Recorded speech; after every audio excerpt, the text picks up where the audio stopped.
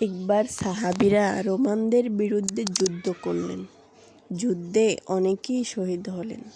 আত্মীয়স্বজনের খবর জানতে মহিলারা এলেন নবী করিম সাল্লাল্লাহু আলাইহি ওয়াসাল্লাম এর কাছে। উম্মু খাল্লাদ রাদিয়াল্লাহু আনহা ছিলেন এমনই এক নারী। তিনি নবীজির কাছে জানতে চাইলেন, আমার ছেলের অবস্থা কী?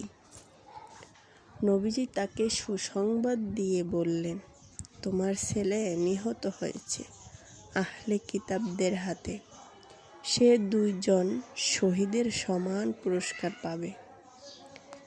এই খবর শুনে সান্ত্বনা পেলেন উম্মু খাল্লাদ। আপনজনের মৃত্যু হলে অন্যান্য মহিলারা যা করে তিনি তার কিছুই করলেন না। নিজের চুল খুলে বিলাপ করলেন না, মুখেও আঘাত করলেন না। এমনকি তার মুখ ছিল নিকাবে ঢাকা। উম্মু খাল্লাদের এই অবস্থা দেখে অবাক হলেন সাহাবীরা। একজন সাহাবী আশ্চর্য হয়ে বললেন, আপনি এসেছেন মৃত ছেলের খবর জানতে, অথচ নিকাব করতে ভুলে যাননি। তিনি জবাব দিলেন, আমি আমার ছেলেকে হারিয়েছি, কিন্তু লজ্জা তো হারাইনি। সন্তান হারিয়েও পর্দা করতে ভুলেননি উম্মুল খাল্লাদ। যুগে যুগে মুসলিম নারীরা এভাবেই নিজেদের পর্দা রক্ষা করে চলেছেন। নবী করিম সাল্লাল্লাহু আলাইহি ওয়াসাল্লাম বলেছেন, প্রতিটি দিনেরই একটি বৈশিষ্ট্য আছে। ইসলামের বৈশিষ্ট্য হলো লাজুকতা।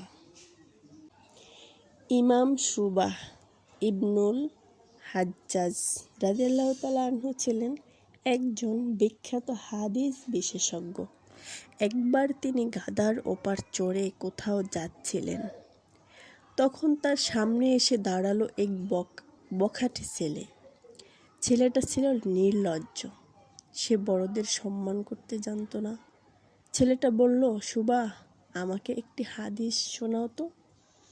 ইমাম শুবাহ বুঝতে পারলেন ছেলেটি হাদিস শুনতে আসেনি, সে এসেছে ঝামেলা করতে।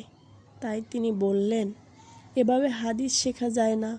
ছেলেটা বলল, তুমি এক্ষুনি একটি হাদিস বলো, নইলে কিন্তু।